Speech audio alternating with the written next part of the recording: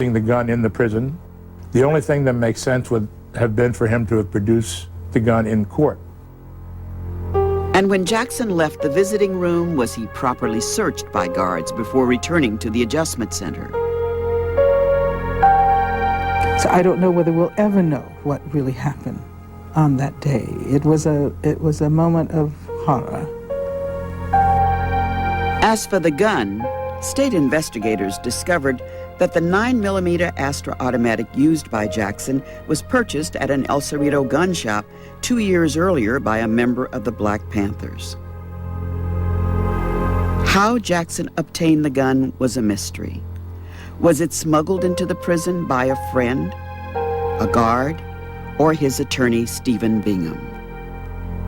That there is no way Jackson could have obtained the death gun except during his visit with attorney Stephen Bingham just before the killings started.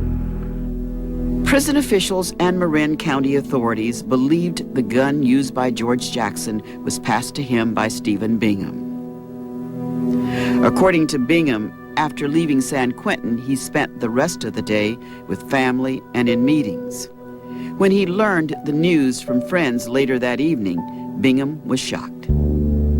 It was clearly horrible, the whole thing. I mean, it was just that many people had been killed. Bingham was also terrified, filled with fear. That's my state of mind, and the next step to feeling framed is I could be killed. Stephen Bingham fled the country, became a fugitive from justice, and went into hiding in Europe. Bingham and 6 inmates from San Quentin's adjustment center would be charged with murder and conspiracy. Because of our unsuccessful efforts, the state's unsuccessful efforts to locate Mr. Bingham within California, he will be now sought by the Federal Bureau of Investigation.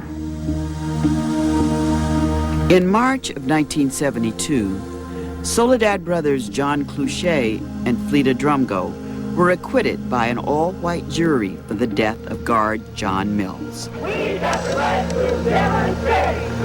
In a Santa Clara County courtroom in June of the same year, Angela Davis was found not guilty of the charges of murder, kidnapping, and conspiracy.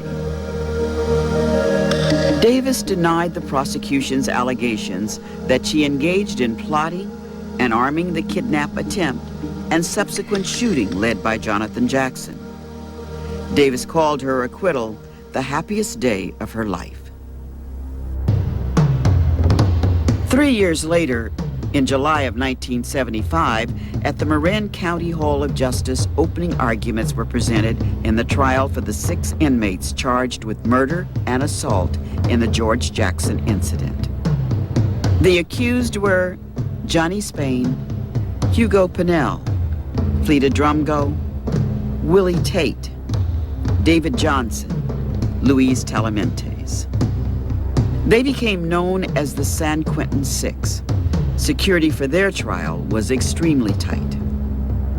The courtroom had a bulletproof partition, and some of the defendants were in chains, shackled to their chairs. There was also a visit by the jury to the scene of the crime. The courtroom came to the prison today. Judge, jurors, defendants, attorneys, everyone. Alan Mancino was among those called to testify. The prosecutor questioned Mancino about the statement he signed days after the deadly riot. He says, "Is this statement true?" I said,